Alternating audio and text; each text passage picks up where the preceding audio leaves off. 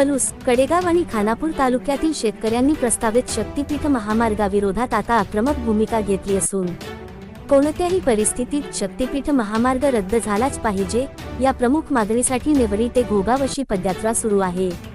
या पदयात्रेला गावोगावी मोठा प्रतिसाद मिळताना दिसत आहे। या पदयात्रेत शेतकरी, महिला तसेच युवक मोठ्या संख्येने सहभागी होत आहेत। काही शेतकरी आपल्या बैलगाड्यांसह पदयात्रेत सहभागी झाल्याने आंदोलनाचे स्वरूप अधिक लक्षवेधी बनले आहे। मार्ग विरोधी संघर्ष समितीची यलगार पदयात्रा, आत्मक्लेश पदयात्रा नेवरीतून सकाळी चालू झालेली आहे। आता बाळवणी पर्यंत आलेलो आहे। रखरखत ऊन आहे। बाळवणीच्या पवित्र अशा हनुमान मंदिरामध्ये या ठिकाणी थोडीशी क्षणभर विश्रांती शेतकरी राजा घेत आहे। शिरगाव मधून देवराष्ट्याला, देवराष्ट्यातून कुंभरगावातून क्रांतीनगरी कुंडलातून गोगाव मध्ये समारोप करतोय। खरं तर हा संघर्ष का करतोय? शेतकऱ्यांच्या जमिनीला या ठिकाणी गाढवाचा नांगर चालवण्याचा जो घाट आहे त्या ठिकाणी आम्हाला तो चालून हाणून पाडायचा आहे आणि शेतकऱ्याला जिवंत ठेवायचा आहे। बाळवणीची पवित्र माती भाई बाबासाहेब मुळे साहेब यांच्या नेतृत्वाखाली खानापूर तालुक्यातून ही पदयात्रा चाललेली आहे। हजारो माता भगिनी, हजारो शेतकरी या यात्रेमध्ये सहभागी होत आहेत। नमस्कार। आज शक्तीपीठाच्या विरोधात जी पदयात्रा चालू आहे त्या पदयात्रेसाठी लाखो शेतकरी आम्हाला भेटत आहेत। बऱ्याच शेतकऱ्यांनी याची तळमळ सांगितली। आमच्या भगतमळ्याच्या माता भगिनींनी या सगळ्या शेतकऱ्यांचं औक्षण केलं। तिथं आम्हाला चटणी भाकरी खायला दिली। आज आम्ही बाळवणीत आलोय। बाळवणीतल्या लोकांनी आम्हाला आज हे चिरमुरे खायला दिले। स्वातंत्र्याच्या पूर्वी सुद्धा अशाच गोष्टी लोकांनी खाऊन पुढचा विडा आणि लढा उचलला। तर आज सुद्धा आम्ही याच पद्धतीनं बाळवणीकर तुमचं चिरमुरं घेऊन, फरसाणं घेऊन आम्ही पुढे जातो। शिरगावकरांनी सुद्धा आमच्या आई माऊलींनी चटणी भाकरी करून आम्हाला आणल्या।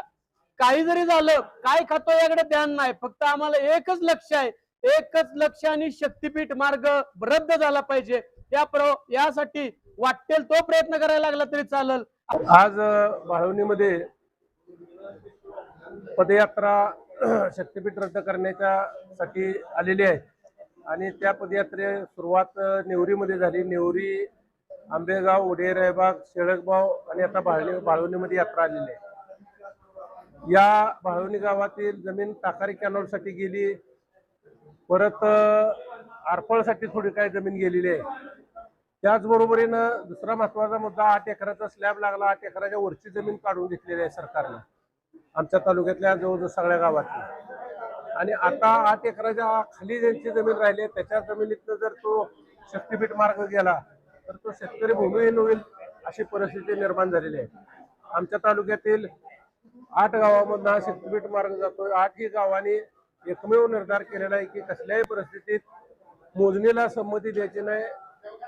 पैसा स्वीकारायचा, आमिष दाखवतील त्या आमिषाला बळी पडायचं नाही आणि मोजणी करायला येणाऱ्या अधिकाऱ्यांना नम्रपणाने सांगायचं आहे की आमच्या जमिनीत येऊन तू मोजणी करू नको, सनदशीर मार्गाने आंदोलन करायचा अशी भूमिका हे आमच्या तालुक्यामध्ये घेतलेली आहे।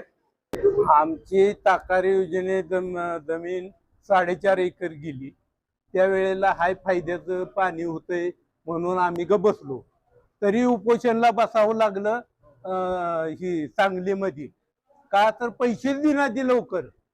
आम्ही जमीन गेली, सगळे खोदकाम करून बसली, 10 वर्षे त्यांनी पैसे दिले नाही। परत म्हणलं आता काय करायचं, लगीन ठरलं मुलगीचं, म्हणून आम्ही उपोषणला बसलो। दोघंच आम्ही नवरा बायको सांगली कलेक्टर ऑफिस पाशी। त्यानंतर तिने चेक दिला, चेक दिल्याशिवाय उठलो नाही।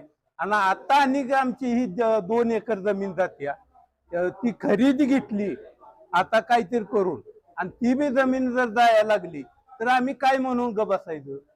त्यांना जमीन आम्ही जाऊन देणार नाही। आमची जमीन आम्ही काय त्यांना म्हणलंय का शक्तीपीठ रस्ता यावा? आम्हाला काही गरज नाही, आम्ही जगतो यात समाधान आहे। काय एका गुंठ्यात सुद्धा पैसे मिळाले नाही। आता 2 लाखानं गुंठा चालू आहे आणि आम्हाला ह्या कॅनेल मधल्या जमिनीचं दिलं किती तर 48,000 एकरा। आता त्यात 1 गुंठा तरी येतोय का एकरात? ह्याच्या पाठीमाग तुम्ही लवकर रात्रीच्या 11 वाजता मी ह्याला चेक लावलाय त्यांनी कलेक्टर ऑफिसला जाऊ। आम्ही याला साथ दिलेली आहे। आम्ही असं घाट करू नये। मी मगाची पद्धतीने जे बोललोय त्या मी तुम्हाला करून दाखवणार।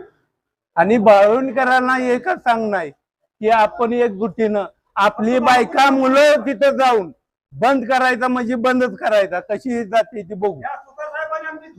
आमचा जीव गेला तर चालेल, पण यांना रस्ता येऊन देणार नाही. आम्हाला या रस्त्याची गरज नाही, आम्ही आपलं जगतोय समाधानानं बास झालो.